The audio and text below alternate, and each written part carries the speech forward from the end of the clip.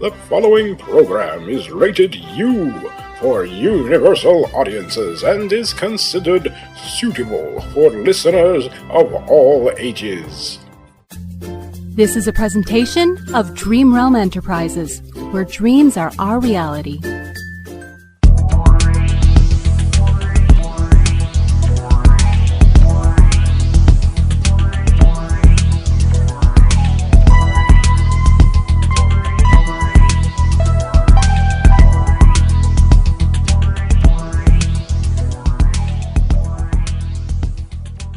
Welcome back to the Quintessential WHOVIAN. This is our Doctor Who fan podcast, which concentrates primarily on the classic series.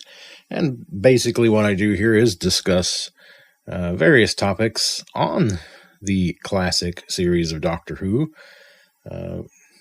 by the BBC. We will possibly venture into other areas like Big Finish productions and things like that, and from time to time we'll get into discussions on things of the classic series like missing episodes and things like that, but primarily I suppose it's a review podcast, at least for the time being. And today I'm going to be reviewing, briefly at least, the recent release of The Web of Fear, the special edition DVD and Blu-ray. I actually got a chance to see that. It's only been released in the UK so far in Region 2. It may have been released in Australia as well. I'm not 100% certain on that. So correct me if I'm wrong, if any of you know the information on that. But I did manage to get a hold of a Region 2 DVD version of that. I am actually expecting any day the Steelbook version of that on Blu-ray, which I ordered later because I decided I wanted to get the Steelbook of it because I just like the cover.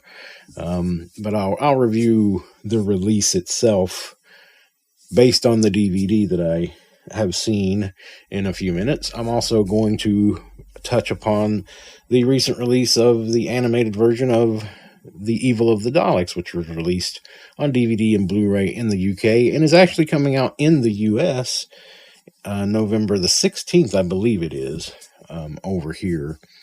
15th or 16th. I know that in the UK, the animated version of Galaxy 4 is coming out that very same week, and it's either the 15th or the 16th. So I may be getting those mixed up, but I think Galaxy 4 is the 15th.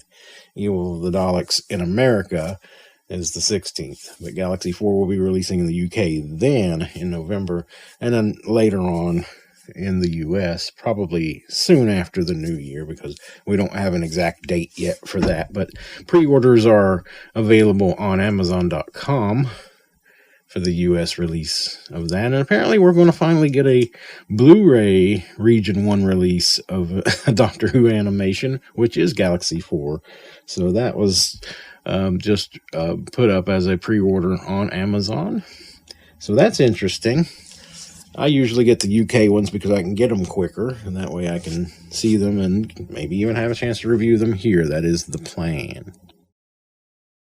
Okay, but yeah, we will get into Web of Fear first. I do have a bit of news, though, for you if you haven't heard. Apparently, Season 17 of the classic series is going to be getting that Blu-ray box set treatment in December in the UK. They will be releasing it there first, and it will be released sometime in 2022 over here in the US. So that's very exciting. I may actually order the UK version this time. I've not done that. I've been sticking with just the American versions because I just wanted to have everything sort of uniform. And when I first started getting the Blu-ray box sets, I didn't have a region-free Blu-ray player, but I've since purchased one. So now I can watch UK Blu-rays. I did have the DVD player, but I didn't have the Blu-ray one. But now I've got a Blu-ray that plays DVDs and Blu-rays from Region 2. So, yeah, I might actually buy season 17, just so I don't have to wait, and because I'm curious about those big boxes. They do look awfully big. I kind of prefer the smaller compact boxes that we get here in the US, but the only thing I don't like is, of course, they've got those silly things with where it says, like Tom Baker season 1 or Tom Baker season 4, or that type of thing, instead of the actual number season that it should be. So I suppose when it comes out over here, season 17 will be called Tom Baker season 6. But I think that's more confusing than anything. I know it's a marketing thing, and I guess they think that'll be easier for American fans to understand. But we get it. There were 26 seasons of classic Doctor Who, so we do get it. So that's nonsense. And it's really confusing, to be honest with you, because I don't think people will get it. So the only ones that are going to be correct are like seasons 1 through 3, because they'll be calling William Hartnell season 1, season 2 and season 3, which that'll be the only accurate ones. So that doesn't make any sense to me. Again, I'm sure it's a marketing ploy because they think it's easier for Americans to understand. But honestly, we're not stupid. We would get it if they released them as, their actual season numbers. We would get it. We know that the series ran for 26 seasons originally. So, but at any rate, I do want to explain a little bit about this podcast that you're listening to. I used to do the Quintessentially Classic WHOVIAN podcast, which this essentially still is. I've just kind of condensed the name to make it a little bit easier. So it's the Quintessential WHOVIAN, period. That's it. Or Q-Who, as I would like to call it, the Q-Who podcast for short. So to simplify matters. So it's the Quintessential WHOVIAN. So welcome to episode 1 of the Quintessential WHOVIAN, if I can even say it. But I am your host, Jon Russell. You guys probably know me from my podcast DBB, which is Dark Building Backstage, which is a behind-the-scenes podcast that I do for Dream Realm Enterprises, looking at the behind-the-scenes information for our various audio dramas and comedies and so forth. And for a while there, for a couple of years, I did do this podcast, the Quintessentially Classic WHOVIAN, or Q-Who now, for fun, and to review some things. And I did a big, long series of reviewing that wasn't a very long series, but a series of episodes where I reviewed the animations that we had at the time. It's been a couple of years now, so we've got quite a few more now. So I may get back into that at some point. And I may even have a guest co-host now and again on this show, if I can con anybody out there to do it with me. And once I get my setup fixed up here, where I can actually do, interviews and things with people live, together. So when all that works out, I may actually get somebody to come in and chat with me, and we'll just have a couple of us talking about some of these releases and things, and all things classic Doctor Who. So we do just handle the classic series. I don't really want to do anything with the new series because, for starters, because there's so many podcasts out there already about the new series. There are quite a number about the classic series as well, but I love the classic series. It is my preferred era, that the first 26 seasons and the TV movie, which is what I consider the classic era. And some of the Big Finish stuff as well is kind of included in that. So now and again, we may talk about Big Finish, but primarily we're talking about the TV series and the various releases in home media, especially DVD and Blu-ray. But we might cover other media like audiobooks and so forth, because I really love the the audiobooks that they're doing. They've been adapting for several years now the Target books as audiobooks on CD and, of course, on digital. But I've been trying to collect all of the CD versions, the physical versions. I'm old school. I like my physical media. I prefer that to digital. I do have digital copies of pretty much all those, but I've also been trying to buy, in addition to the ones I've already grabbed, I am trying to get the physical CD copies as well to go on the shelf, next to the books, because I like to have that physical copy as well. I've been trying to get those. Some of them are very hard to find because they're now out of print. The earlier audiobooks are so out of print now, even the ones from, 7-8 years ago or so, are really hard to find at a good price. They are very tough. There's a few of them that are going for, upwards of $100 or more dollars, and I just won't pay that.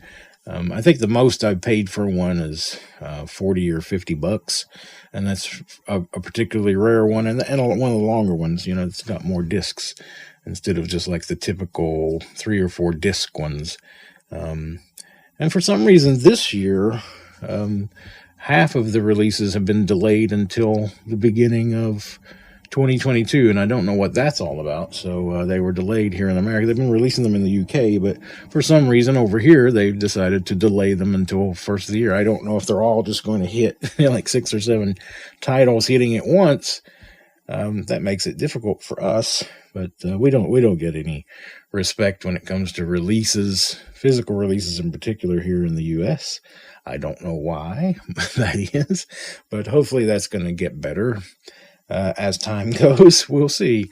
For a while there, they were doing pretty good with that. We were getting simultaneous releases, but that seems to, since Stephen Moffat left the TV series, that seems to have gone back the other way, and we're now having to wait for several months to get our physical copies released over here of things that are coming out in the UK. And for some of that, I understand. Like the animations, they air them on BBC America, and so they don't want to release the physical copies until it's actually aired on BBC America.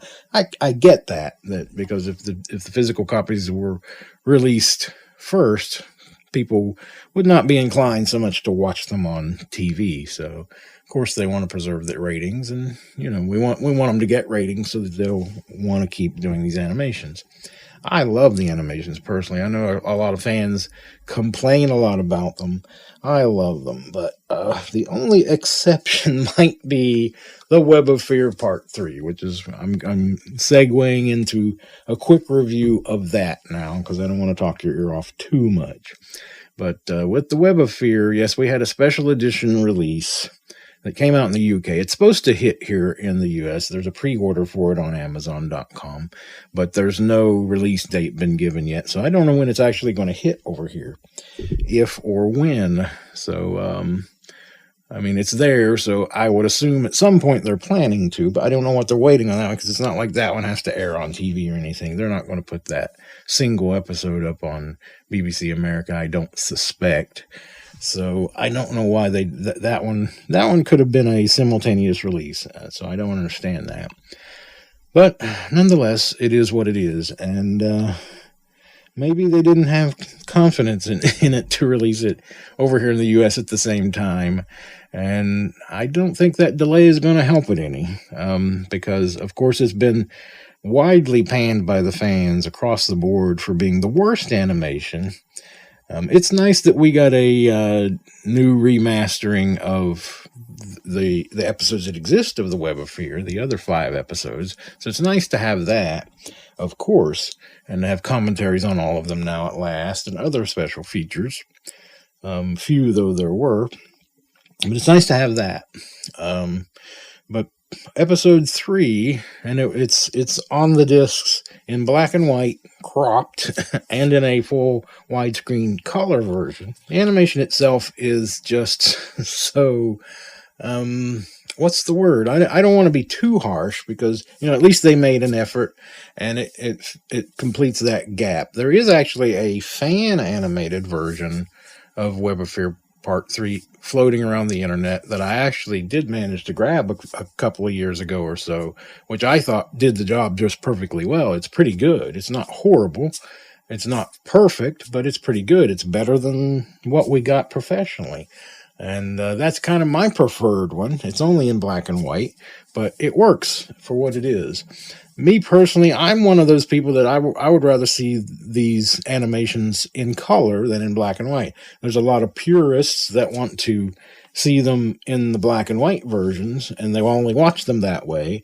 I don't understand that mentality, personally. But if it's what works for you, that's fine, great. But I just think the color usually brings it all alive. It really brings it out. And why wouldn't you release them in color? It's because the younger generation, if it's in black and white, they're not going to be inclined to want to see it, to be honest with you.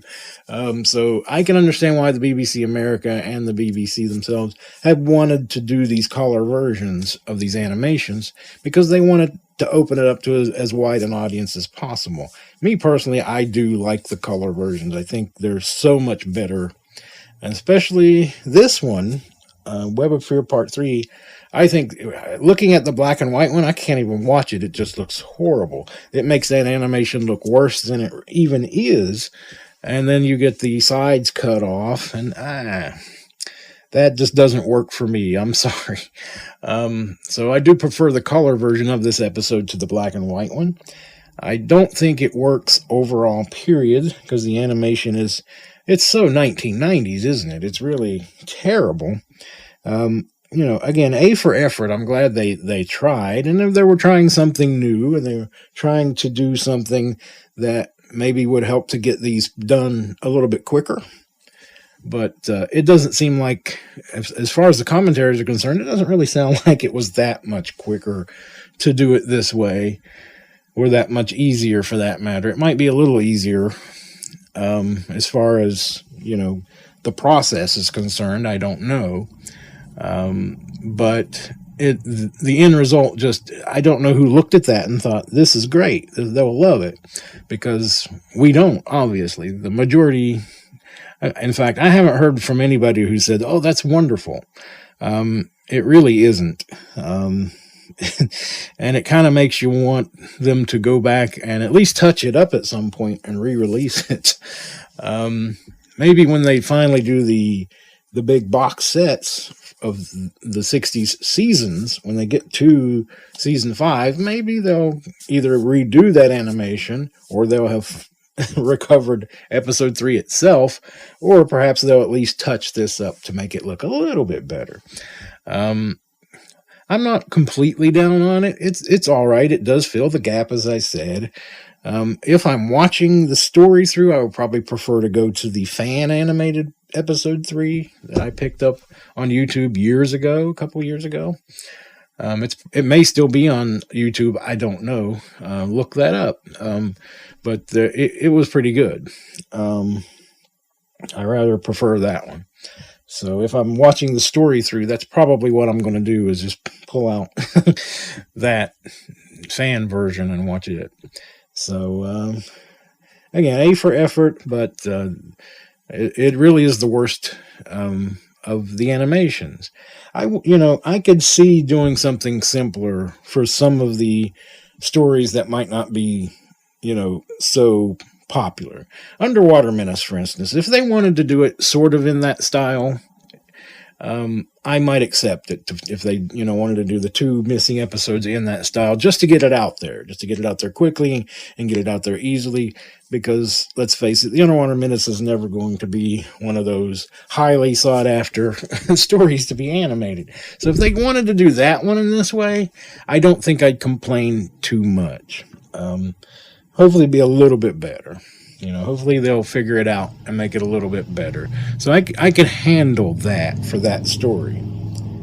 And maybe 1 or 2 others, but definitely not for any of the major releases, which I think they might have kind of hoped that they could do something like the Daleks Master Plan and do it quickly and easily in that style, but it's just not going to be accepted by the fans. Let's be honest. And after seeing the Evil of the Daleks, which I'll now segue to, that is simply beautiful, and I think that's the best animation we've had so far. Evil of the Daleks looks spectacular. It looks wonderful. It helps that it's a wonderful story. It's one of the absolute best Dalek stories. I think for me, it's probably in my top 3 Dalek stories of all time of the classic series. It's just, it's right up there with Daleks Master Plan and Remembrance of the Daleks, Planet of the Daleks, things like that. Those are amongst my favorites. And I just think it's such a great story, Evil of the Daleks. And the animation is beautiful. The backgrounds are beautiful. The characters are quite good. I've heard a few people complain that Jamie and Victoria don't quite look like they think they should. Yeah, they're not perfect. They're never going to be perfect.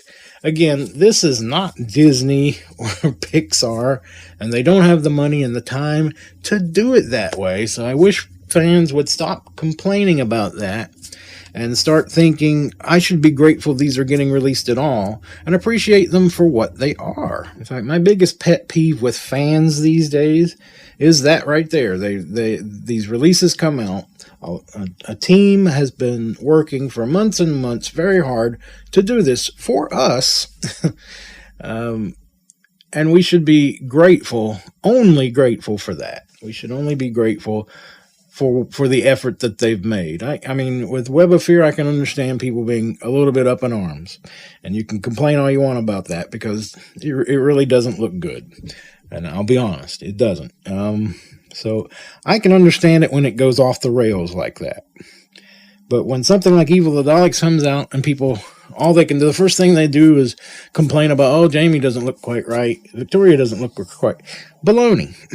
I'm calling BS on the whole thing. That's a baloney sandwich. Complete BS.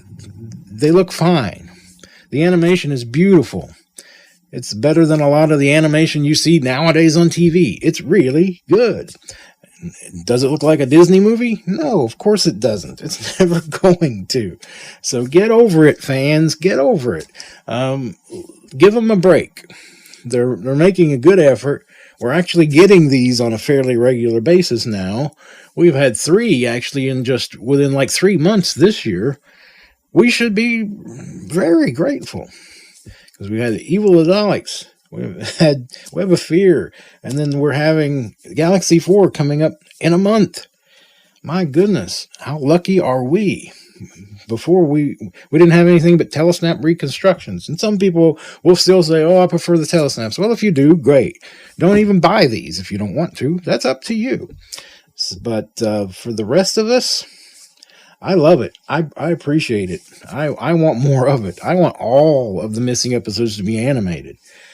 Just so we can have a proper visual representation. I like the telesnaps, don't get me wrong. I do like the loose cannon telesnap reconstructions and the ones the BBC are doing alongside these animations. They're great, but it doesn't do it for me as far as enjoying the story is concerned. When I see these animations, especially in color, it just feels to me like I've actually seen the story. It really is satisfying. And I don't understand these people who they'll only watch it in black and white. You're just cheating yourself out of something. I mean, it is an animation. It doesn't have to be perfectly representative of what was on the screen before. They're never going to be able to recreate that 100% as to what it was on the screen 50, 60 years ago. It's not going to happen.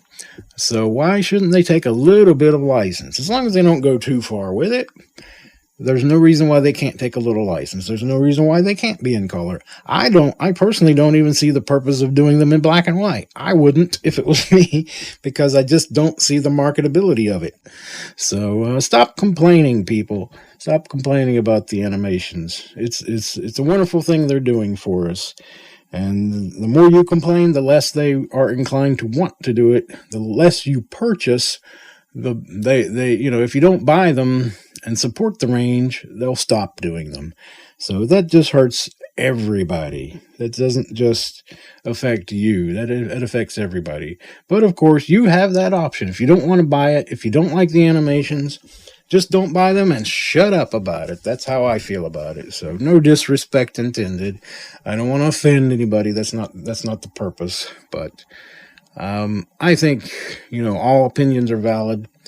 I love the animations. I love the color animations. And I just think that's the way to go. I wouldn't even do black and white animations if I was in charge. That's just me. And of course, a bunch of fans would be up in arms about it. But oh well, that's me. That's how I would have. I don't see the purpose of the black and white. Whenever I see that, I just don't get it. I was so disappointed when they brought out the special edition of the Power of the Daleks animation, and there was only the black and white version on the Blu-ray. I really wanted to see the color version enhanced. So I was greatly disappointed in that. I thought that was going to be a thing. I thought that was going to be part of it. And for it to be only black and white, I don't even, it's nice that they went back and touched that up, but if I'm watching Power of the Daleks, I'm going to be watching the color version, even though it's not completely correct. I prefer the color ones. So yeah, that to me was a bit of a travesty that they didn't do it colorized. So, oh well. But that's me. Again, that's me. So you may disagree with me. That's fine. You're allowed. But I still think you're wrong. And I think any fan is wrong who's complaining about these animations when they're so right. I mean, there were a couple little things in the Macra Terror that irked even me. They cut out a scene. They changed the ending a bit. Hopefully, whenever they finally do the box set Blu-rays, they'll go back and add the scene back in and that was missing, and maybe give us a more accurate ending to that one, closer to how the story actually was. But that didn't bother me as much as losing that one scene. But that didn't bother me too much either, because it really was insignificant, and I can understand they were trying to cut costs and time and get it out there on time.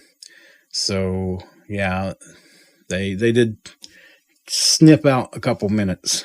Disappointing, yes, but I can understand the logic of it. So, and it didn't hurt the story, because that one particular bit of scene, it wasn't even a whole scene. It was just a small snippet of a scene that they decided not to animate. It really didn't impact the story whatsoever, and it didn't impact my enjoyment of the animation at all of that story. But it would be nice if when they do the box sets, that they go back and actually finish that and include that entire scene. So fingers crossed that's what they do. So BBC, I hope you're listening. So give us more animations, certainly more Hartnells. Hartnell is my doctor. He's my favorite doctor. So I definitely am looking forward to Galaxy 4, which I will review here on QWho, the quintessential Whovian. So look out for that. So I don't know when I'll do another one of these, but I'm not going to do them on any kind of regular basis, but I do want to get back into doing these now and again. So yeah, we will talk to you real soon with another review and who knows what other discussions about classic Doctor Who. And if there's any subject you would like for me to talk about and address concerning the classic series, then please give it, email me and give me a suggestion. You can email me at darkbuilding1@yahoo.com with any comments or suggestions. And please do. I would love to hear from you. Just give me a good subject header like QWho comments or suggestions, something like that. But so that I know it's not spam. So at any rate, check out our website, dreamrealmsite.com, for more entertainment, audio entertainment. And of course, we do a fan-produced Doctor Who series of our own. And recently we revealed our new Doctor. And yeah, I think we do some interesting stories there. So check those out if you will, if you want to. and all of our original material. We have shows like Robots of the Company, a sci-fi comedy. We have Magic Monsters and Mayhem, which is a fantasy adventure series, and many, many more. So check those out at dreamrealmsite.com. Thanks, guys. I appreciate you listening to me ramble about my passion, my hobby, Doctor Who. And join us next time for another discussion. Until then, you know the drill. Please stay tuned.